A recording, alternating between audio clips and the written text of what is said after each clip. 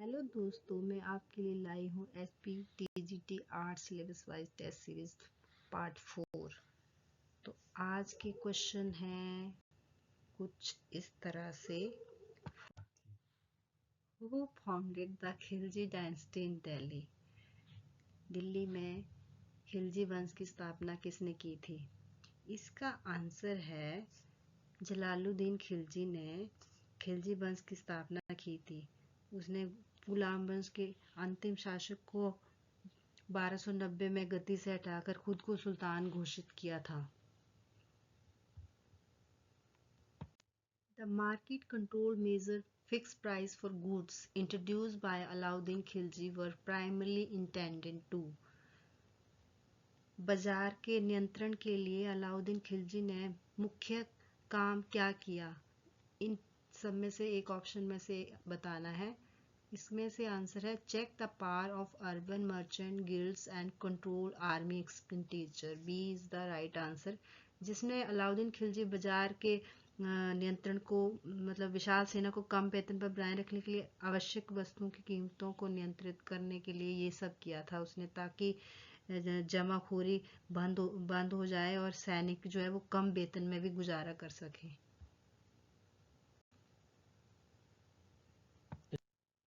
Which of the following was not a characteristic of Alauddin Khilji's revenue policy? निम्नलिखित में से कौन सा अलाउद्दीन खिलजी के शासन की विशेषता नहीं है?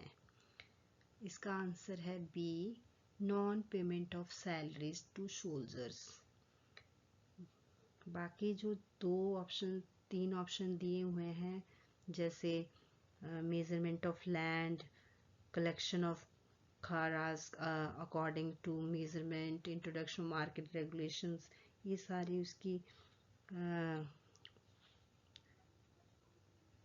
उसकी रेवेन्यू की पॉलिसीज थी।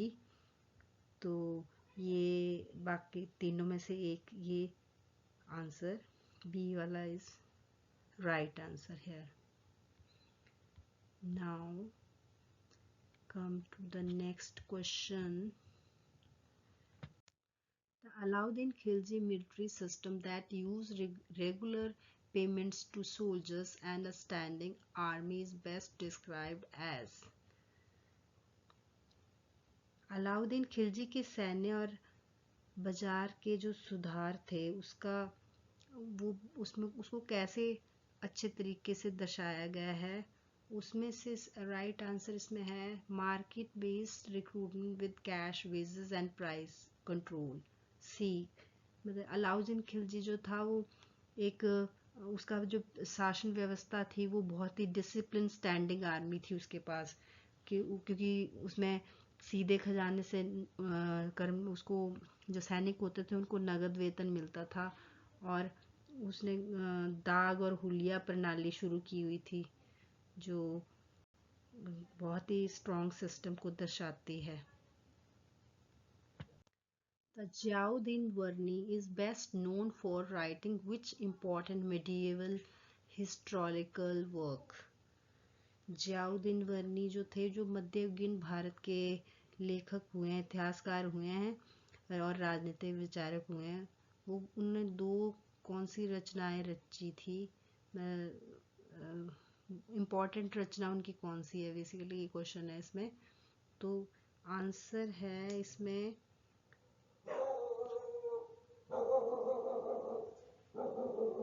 तबाकत ए नशीरी।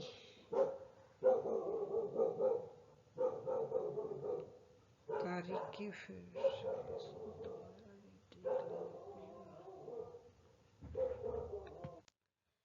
Which sultan is associated with the transfer of capital temporarily from Delhi to Daulatabad?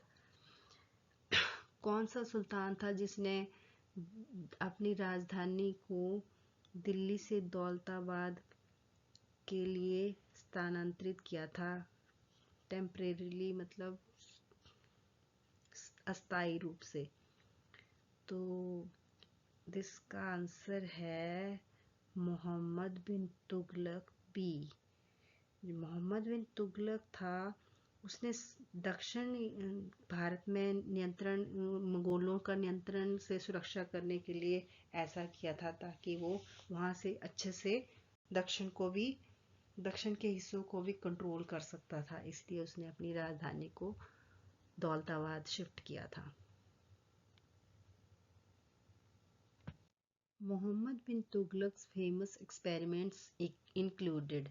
Mohammad bin Tughlaq के प्रसिद्ध जो उसने एक्सपेरिमेंट या प्रयोग किए थे वो कौन कौन से हैं? इसका आंसर है B, token currency and shifting capital to Daulatabad. Mohammad bin Tughlaq ने अपने मतलब समय में दो तरह के प्रयोग किए थे। एक तो उसने सांकेतिक मुद्रा तांबे पीतल के सिक्के चलाए थे और अपनी राजधानी को दिल्ली से दौलताबाद के लिए बदल दिया था, जो ताकि वो साउथ के क्षेत्र को अच्छे से कंट्रोल कर सके और मंगोलों से वहाँ उसकी रक्षा कर सके। इसलिए उसने ये प्रयोग किया था। Which of the following was a key problem with the Muhammad bin Tughlaq's token currency experiment? Mohammad bin Tughlaq ने जो सिक्के चलाए थे उसमें उस प्रयोग में क्या समस्या आई? Easy forgery and lack of public confidence. B is the right answer. इसमें मोहम्मद बिन तुगलक ने जो लोग सिक्के बनाए थे उसको लोग घरों में ही बनाने लग गए थे, मतलब कि तांबे और पीतल के सिक्के की नकल करने लग गए थे, जिससे सिक्के का मूल्य ही खत्म हो गया। और जो लोग सोने चांदी के सिक्के लेने के बजाय घर में ही तांबे के टोकन सिक्के बनाकर कर चुकाना शुरू कर दिया था। इससे सरकारी खजाना जो है वो खाली होने लगा था और अर्थव्यवस्था को भारी नुकसान हुआ था। इसलिए ये प्रयोग जो था वो उसका असफल रहा था। Firoz Shah Tughlaq is credited with which public works measure. Firoz Shah Tughlaq को किस तरह के सामाजिक कल्याण कार्यों के लिए जाना जाता है? तो इसका बी आंसर है, reestablishment of canals, reservoirs and funding new towns like Firozabad. Firoz Shah Tughlaq को मुख्य रूप से जो सिंचाई के लिए बड़े बड़े नेटवर्क जो उसने बनाए थे उसके लिए, और नई इमारतों को बनाने के लिए, नए शहरों को बनाने के लिए जाना जाता है, जिसमें से फिरोजाबाद एक है। Which of these taxes was often collected by medieval Muslim rulers as state revenue? इनमें से कौन से टैक्सेस ऐसे हैं जो मुसलमान शासकों द्वारा एज ए सरकारी राजस्व रेवेन्यू के तौर पर लिए जाते थे? तो इसमें 3 तरह के कर दिए गए हैं, जो तीनों ही सही हैं। ये D is the right option, all of the. पहला है ज़कात। ज़कात जो है ये मुसलमानों से उनकी कुल प्रॉपर्टी जितनी होती थी उसमें 2.5% जो था उनको वो उनसे लिया जाता था, जो जिसका काम जिसका मेन एम जो होता था वो धार्मिक कार्यों में लगाया जाता था। ये जो भी इनसे कर लिया जाता था। और दूसरा जो खराज है ये बेसिकली कृषि पे, भूमि पे लगाया गया कर था। और जजिया जो था वो गैर मुस्लिम लोगों पर लगाया जाता था, जो इस्लामी राज्य को सुरक्षा देने और धर्म का पालन करने के अधिकार के बदले में देना होता था। तो ये तीनों तरह के कर उस टाइम पे लिए जाते थे, इसलिए इसका आंसर डी राइट ऑप्शन है। Which statement about the Delhi Sultanate's decline is correct? Delhi सल्तनत के खत्म होने के इनमें से क्या कारण थे? Decentralization, weak successor and provincialism contributed to decline. B is the right answer. इसमें केंद्रीय शक्ति कमजोर होने से कई नए स्वतंत्र राज्य उभरे और जो सेंट्रलाइजेशन सिस्टम था वो वीक पड़ गया था, और नए क्षेत्रवाद की वजह से नए राज्य उभर गए और जो बाहरी आक्रमण थे उसकी वजह से भी शासन काफ़ी कमज़ोर पड़ गया था, इसलिए दिल्ली सल्तनत को ख़त्म करने के ये सभी कारण जो थे वो ख़त्म करने में सहायक हुए। Which Sufi order plays an important role in North Indian Islamic culture and had a major shrine at Ajmer? इसमें कौन सा सूफी आदेश मतलब जो उत्तर भारत में हुआ है जिसने इस्लामिक कल्चर को बढ़ाने में बहुत बड़ा योगदान दिया है और इसकी अजमेर में दरगाह भी है? तो ये कौन सा सूफी संत हुआ है? इसका आंसर है बी, चिश्ती। चिश्ती आदेश जो था वो उत्तर भारतीय इस्लामी संस्कृति में उन्होंने अपनी महत्वपूर्ण भूमिका निभाई है। ये सूफी संत भारत में चिश्ती आदेश स्थान में ख्वाजा मोइनुद्दीन चिश्ती ने 12वीं शताब्दी में मध्य अजमेर में की थी।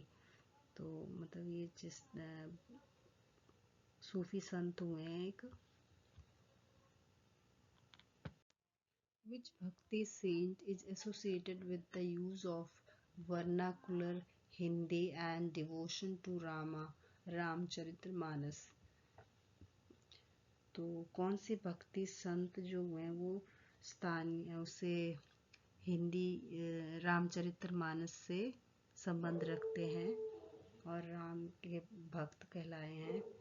इसमें सही आंसर है बी, तुलसीदास। जो तुलसीदास रामचरितमानस जो है वो तुलसीदास द्वारा लिखी गई है, जिन्होंने राम भक्ति को आम लोगों तक पहुंचाने का कार्य संस्कृत के बजाय स्थानीय अवधी भाषा में किया था। द भक्ति मूवमेंट एम्फेसाइज्ड, जो भक्ति मूवमेंट भक्ति आंदोलन था वो किस चीज़ पर जोर देता था? इसका आंसर है B, devotion to personal god and rejection of ritual exclusivity. मतलब कि ईश्वर के प्रति व्यक्ति का प्रेम जो है वो सामाजिक समानता और मतलब सरल पूजा विधियां इस पे ज़्यादा जोर दिया गया, जिसमें आध्यात्मिकता आम लोगों तक पहुंची और हिंदू मुस्लिम एकता को बढ़ाने का इसमें योगदान इस भक्ति मूवमेंट ने योगदान दिया। Which traveler visited the court of Muhammad bin Tughlaq and later wrote about India? कौन सा यात्री जो था वो मोहम्मद बिन तुगलक के समय आया और बाद में उसने इंडिया के बारे में लिखा? इसका आंसर है ए, इब्न बतूता। जिस यात्री ने मोहम्मद बिन तुगलक के दरबार का दौर किया और बाद में भारत के बारे में लिखा, ये मोरक्को से भारत आया था। Sher Shah Suri is credited with which of the following reforms? Sher Shah Suri को कौन से सुधारों के लिए जाना जाता है? निम्नलिखित में से कौन से सुधारों के लिए जाना जाता है? तो इसमें सही answer A is the right option. Introduction of the rupee, silver coin उसने चलाए थे, and standardise revenue assessment based on measurement. तो उसने जो भूमि को एक मापने के लिए गज और जरीब नाम का एक जो वो भूमि धारक विवरण तैयार किया था, उसके लिए भी इसको जाना जाता है। तो ये इसने जो सुधार किए थे बेसिकली ये सिल्वर कॉइन जो चलाया था और भूमि सुधार के लिए उसको जाना जाता है। शेरशाह's administrative reforms not included. Sher Shah Suri के प्रशासनिक सुधारों में क्या चीज़ शामिल नहीं थी? इन चारों ऑप्शनों में से एबोलिशन ऑफ पोस्टल सिस्टम जो था वो ये शेरशाह सूरी ने नहीं किया था। उसने तो मतलब पोस्टल सिस्टम को चलाया था, बल्कि पोस्टल सिस्टम जो था उसके टाइम पे वो स्थापित किया गया था, डाक की चौकियां स्थापित की गई थी, तो उसने ख़त्म नहीं किया था बल्कि उसको चलाया था। तो ये वाला ऑप्शन जो है वो ये इंक्लूडेड नहीं था उसके एडमिनिस्ट्रेटिव रिफॉर्म्स में, बाकी तीनों सारे उसके एडमिनिस्ट्रेटिव रिफॉर्म्स में आते हैं, तीनों ऑप्शंस।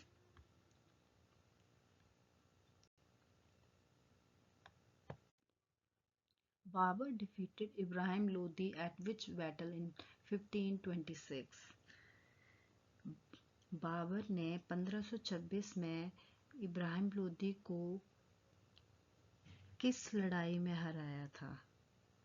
बाबर ने इब्राहिम लोदी को 1526 में battle of Panipat first, B option is the right, में हराया था, जो 21 अप्रैल को लड़ा गया, और इसे जीत के साथ ही भारत में मुगल साम्राज्य की नींव रखी गई थी। Major challenge Humayun faced after Babur's death was? Babar की मृत्यु के बाद हुमायूं को सबसे बड़ा चैलेंज, सबसे बड़ा कौन सा किस कठिनाई का सामना करना पड़ा? तो इसका आंसर है B, Afghan nobles and Sher Shah Suri's rise leading to Humayun's exile। मतलब जब वो बाबर की मृत्यु हुई उसके बाद हुमायूं के सामने जो मेन चुनौती आई वो थी उसकी साम्राज्य की अस्थिरता और अफगान विद्रोहियों को खतरा। तो ये उसकी मेन समस्या थी।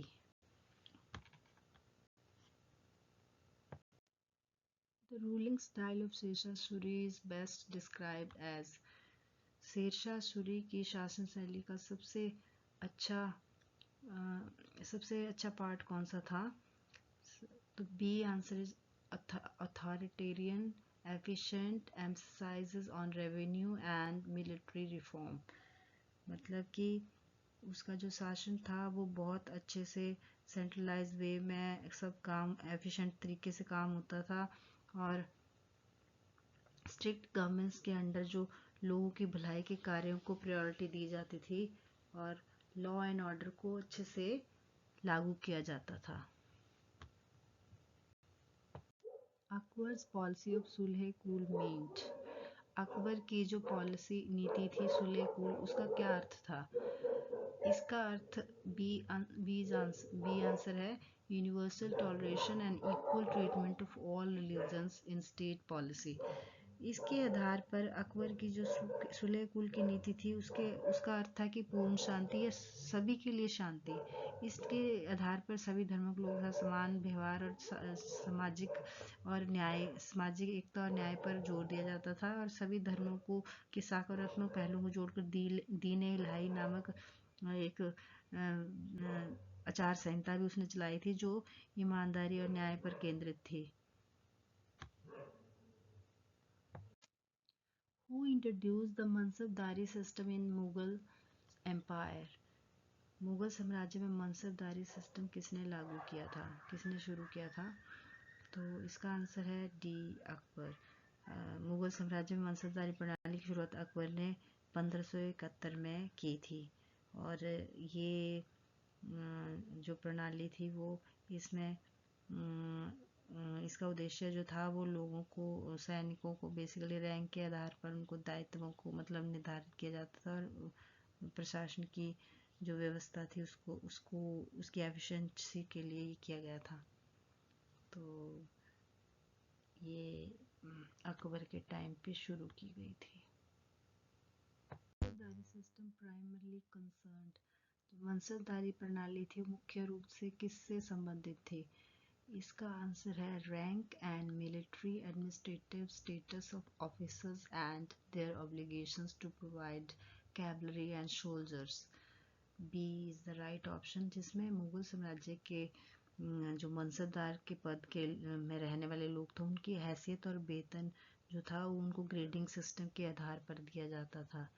बेसिकली ये रैंक करने की प्रणाली थी जिसमें ग्रेडिंग की जाती थी, और उनके आधार पर उनको वेतन और पद पद के आधार पर और उनकी हैसियत के आधार पर वेतन तय होते थे।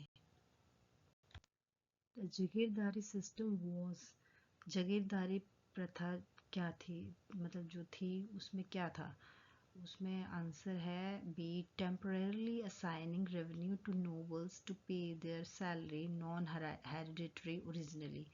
मतलब मध्यकालीन भारत में मुगल प्रशासनिक व्यवस्था में जागीरदारों को उनकी सेवाओं के बदले में जो वेतन और नकदी के रूप में पैसे की जगह जागीर मतलब कि जो भूमि राजस्व वसूली का, मतलब उनमें वो कर वसूल सकते थे भूमि से, उसका अधिकार दिया जाता था।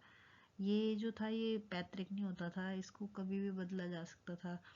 तो ये इसके बेस पे वो जो थे वो कर वसूलते थे, इसलिए ये मनसबदारी व्यवस्था कहलाई गई। Which revenue assessment method is associated with Akbar's time? Akbar के समय का कौन सा रेवेन्यू राजस्व मूल्यांकन पद्धति थी? तो ये जो राजा टोडरमल के रिफॉर्म्स के लिए से रिलेटेड है। तो इसका आंसर है B, Dahsala system with measurement and average produce based assessment. इसमें मतलब इसमें ये होता था कि जब्ती प्रणाली भी इसको कहा गया या आईने दशाला प्रणाली के नाम से भी जाना जाता है। इसमें क्या होता था कि मुगल सम्राट ये अकबर के शासनकाल में लागू हुई थी और इसमें औसत के आधार पर प्रत्येक फसल पर नगद के रूप में कर तय किया जाता था। The officer responsible for record of revenue under Akbar's administration belong to which department? Akbar के समय जो रेवेन्यू जिसके अंडर रेवेन्यू मतलब एडमिनिस्ट्रेशन देखा जाता था, उसको कौन से डिपार्टमेंट में, वो कौन सा विभाग था, तो कौन से विभाग का अधिकारी होता था? तो अकबर के प्रशासन में राजस्व के रिकॉर्ड के लिए जो जिम्मेदार अधिकारी होता था उसको दीवान कहा जाता था, ठीक है। और ये रेवेन्यू और फाइनेंस का डिपार्टमेंट देखता था और जो भी सारे राज्य का समस्त जो व्यय की देखरेख करता था। Which Mughal emperor is known for his policy of sulh kul and building a diverse nobility? तो कौन सा मुगल सम्राट था जिसने सुलह कुल की नीति अपनाई और डाइवर्स नोबिलिटी, मतलब उसने जो अलग अलग धर्मों को सम्मान दिया? उसमें आंसर है बी, अकबर। अकबर जो था वो ऐसा मुगल सम्राट हुआ, उसने सुलह कुल की नीति इसलिए अपनाई थी क्योंकि वो किसी भी जाति या धर्म के आधार पर किसी भी साम्राज्य किसी व्यक्ति के साथ जाति या धर्म के आधार पर कोई भेदभाव ना किया जाए, इसलिए उसने ये नीति अपनाई थी। This court is specially remembered for, Jahangir के दरबार को विशेष रूप से किसके लिए याद किया जाता है? B is the right answer. Court painting, नूरजहां's influence and palace politics among nobles. Jahangir के दरबार को कई कारणों से, उनकी जो शासन शैली थी उसको कई कारणों से जाना जाता है, जैसे कला और चित्रकला का स्वर्णयुग भी कहा गया है इसके काल को। और उसके बाद जो उनकी पत्नी नूरजहां थी, उनका जो सियासी मामलों में जो उनका योगदान था उसके लिए भी याद किया जाता है। कई बार राजनीतिक फैसलों में उसके सिग्नेचर देखने को मिलते थे, इसलिए उसकी जो इन्फ्लुएंस था वो भी देखने को मिला है। And palace politics among nobles, और जो नूरजहां का प्रभाव था, और जो जहांगीर के दरबार में कई यूरोपियन यात्री आए थे, उनका भी जो मतलब उनका प्रभाव पड़ा था उनके दरबार में, उसकी भी जानकारी मिलती है। तो ये Who introduced the famous revenue unit Bega across the Mughal Empire uniformly? Mughal साम्राज्य के समय में भूमि को मापने का यूनिट बीघा किसने बनाया? B is the Raja Todermal, Akbar's finance minister, standardized assessment but bigha size varied regionally. तो राजा टोडरमल जो थे वो राजस्व प्रणाली की शुरुआत बादशाह अकबर के टाइम पे की थी उन्होंने, और ये प्रणाली 1580 में लागू हुई थी। इसे जब्ती प्रणाली के रूप में भी माना जाता है। इसके तहत 10 वर्षों के भीतर जो फसलें मतलब उत्पादन होता था उनकी कीमतों के आधार पर ही भूमि का कर दिया जाता था। राजा का हिस्सा आमतौर पर औसत उपज का 1/3 हिस्सा ही होता था। Which Mughal emperor captured the Deccan forts and expanded southwards most aggressively? जो मुगल सम्राट जिसने दक्षिण की तरफ अपना विस्तार करने के लिए आक्रामक रवैया अपनाया वो कौन था? C Shahjahan and Aurangzeb, but Aurangzeb had the longest sustained Deccan campaigns. Deccan में सबसे आक्रामक और व्यापक विस्तार करने वाला जो मुगल सम्राट हुआ वो बेसिकली शाहजहां के टाइम से ये विस्तार शुरू हो गया था, पर इसका मेन क्रेडिट हम औरंगजेब को ही देते हैं, क्योंकि औरंगजेब जो था उसने लंबा संघर्ष किया था। वहाँ पे 27 साल तक दक्षिण में बिताए और वो मुगल साम्राज्य का विस्तार करने के लिए वहाँ लगा रहा और वो मराठों की शक्ति को कुचलने में भी लगा रहा, जो बाद में मुगल साम्राज्य के पतन का भी कारण बना था। दोस्तों, ये 30 क्वेश्चन मैंने आप लोगों के लिए किए हैं। आगे 10 प्रश्न और हैं जो आप खुद से सॉल्व करेंगे, और अगर आप मेरे को इसके आंसर बताना चाहते हैं तो आप मुझे लिखकर भेज सकते हैं। और अगर आपको मेरी ये सीरीज़ पसंद आ रही है तो इसको लाइक और सब्सक्राइब करें, और देखते हैं कितने लोग सही उत्तर दे पाते हैं बाकी आगे के क्वेश्चंस का। Thank you. तो